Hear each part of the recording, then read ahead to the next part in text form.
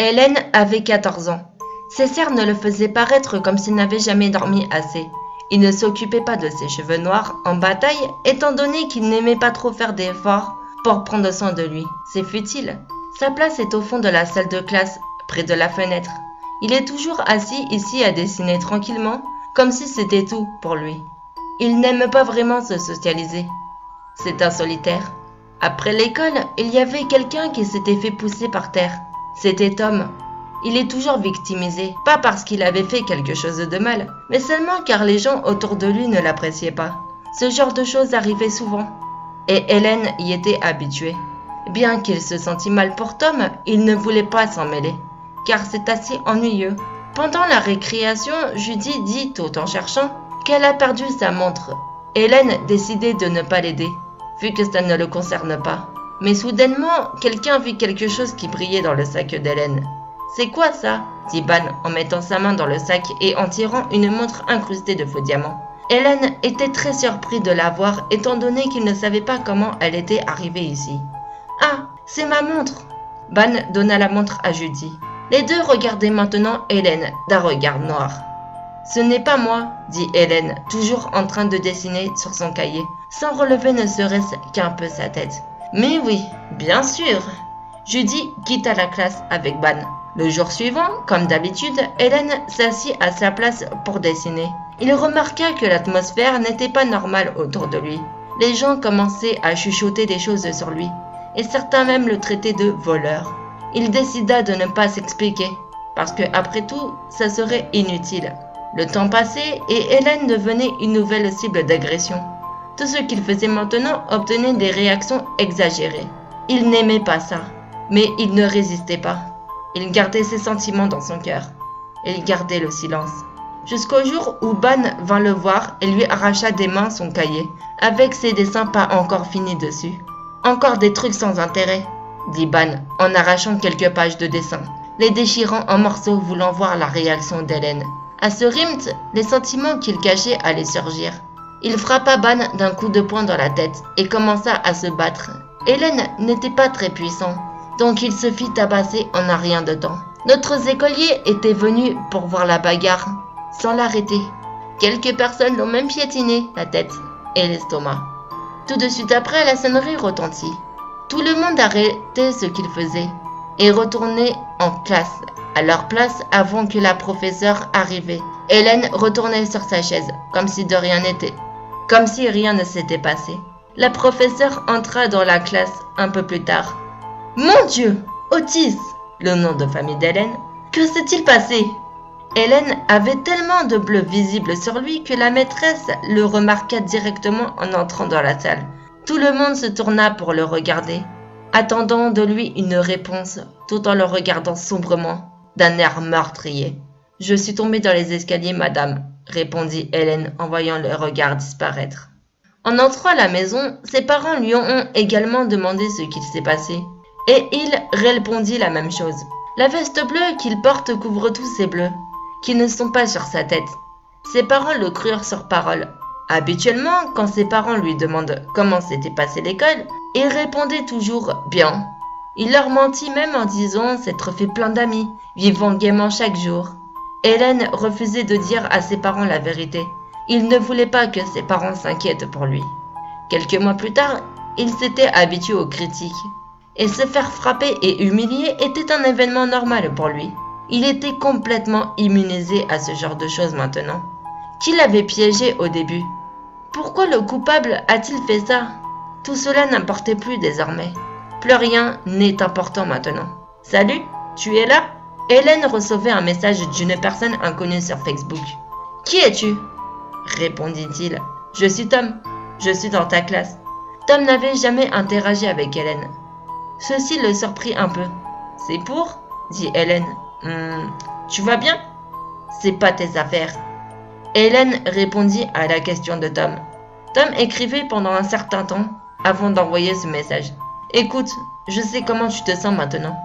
On est dans la même situation. Je voudrais vraiment t'aider, mais je ne peux pas. Désolé. » Après cela, Tom et Hélène se sont parlé par message pendant longtemps.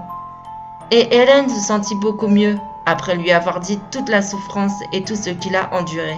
Maintenant, il peut même blaguer avec Tom. Hélène utilisait souvent le smiley parenthèse pour montrer sa joie. C'était la première fois qu'il pensait s'être fait un ami. Dans l'après-midi, le temps a été chaud. Viens me voir sur le toit après la première heure de cours de l'après-midi. On doit parler. Me demande pas pourquoi, dit Tom par texto, hier soir. Hélène suivit les instructions et rencontra Tom sur le toit. Il fit un signe de la main et en marchant vers lui en disant « Hey Tom, comment ça va mon ami ?»« J'ai quelque chose à te dire. Quelque chose d'important, » dit Tom avec une expression sérieuse. « Tu te rappelles l'incident du vol de montre ? Comment Hélène pourrait-il l'oublier ? C'était à cause de ça qu'il avait commencé à souffrir. » Hélène acquiesça pour dire qu'il se rappelait. « J'étais le coupable. » Tom baissa les yeux, terrifié à l'idée de regarder Hélène dans les yeux. « Quoi ?» Hélène était choquée. « J'ai volé la montre de Judy et je t'ai fait passer pour le coupable. Pourquoi t'as fait ça ? Maintenant que tu es la nouvelle victime, ma vie est tellement plus heureuse. » Tom sourit niaisement. « C'est vrai, quand tout le monde décide de victimiser Hélène, ils n'embêteront plus Tom. Il est comme un jouet délaissé pour lui. C'était parfait. » Le temps qu'il était silencieux, il serait capable de vivre sa scolarité sereinement. Il avait réussi. Son plan était outrageusement parfait. Hélène attrapa Tom par le col de son t-shirt après l'avoir poussé un peu. Ils finirent au bord du toit. Tom glissa et tomba du toit. Hélène attrapa instantanément sa main et essaye de le tirer. Mais il n'a pas assez de force pour cela. « Je suis désolée, Hélène. » Tom tomba. Hélène ferma ses yeux. Il avait peur de regarder ce qui allait se passer. Il ne pouvait pas imaginer ce qui arrivait quand on tombait d'un grand bâtiment de 6 étages. Après que les policiers soient arrivés, ils interviewèrent Hélène. Il était bien trop horrifié par l'accident pour dire un mot. Encore une fois, Hélène était devenue un sujet de discussion pour les étudiants. Quelques personnes pensent qu'Hélène a poussé Tom du toit, mais la plupart des autres pensent que Tom s'est suicidé et qu'Hélène n'a pas réussi à le sauver. Car ils l'ont vu attraper la main de Tom avant qu'il ne tombe. Cette nuit, Hélène pleurait et tremblait dans sa chambre. Il n'arrivait pas à empêcher la culpabilité de grandir en lui. Il avait besoin de se calmer. Et soudainement, une pensée lui traversa l'esprit. « C'est pas ma faute si Tom est mort. Il méritait de mourir. Cela l'aidait à se sentir mieux. » Et sa culpabilité s'évaporait aussi. Hélène sourit d'une manière effrayante. Tom a reçu sa punition.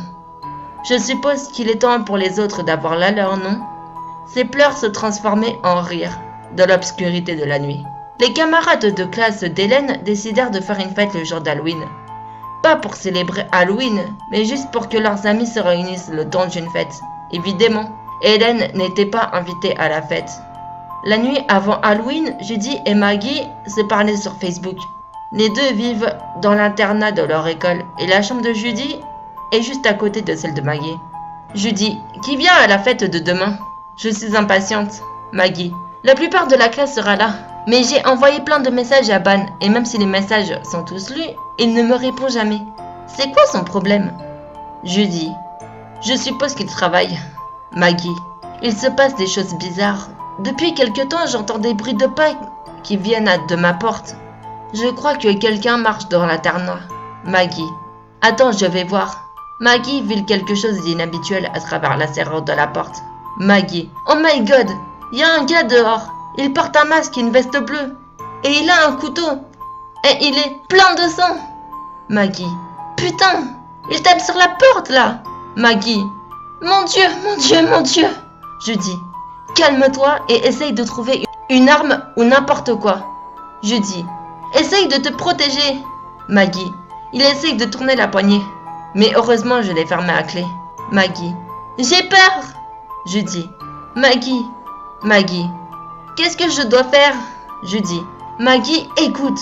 Maggie, sauve-moi. Judy, Maggie, calme-toi. Judy, Maggie, Judy, Maggie, Judy, t'es là?